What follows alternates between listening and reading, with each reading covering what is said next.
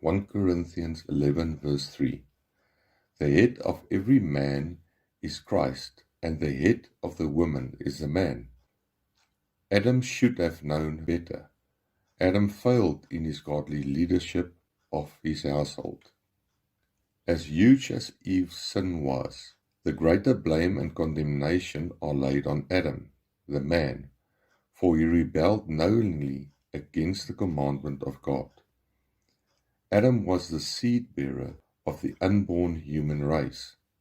When Adam sinned, he brought sin and death on the whole of the unborn human race. All generations were cursed because of Adam. The unborn generations of the whole human race were in Adam's loins as his unborn seed. 1 Corinthians 15 verse 22. In Adam all die.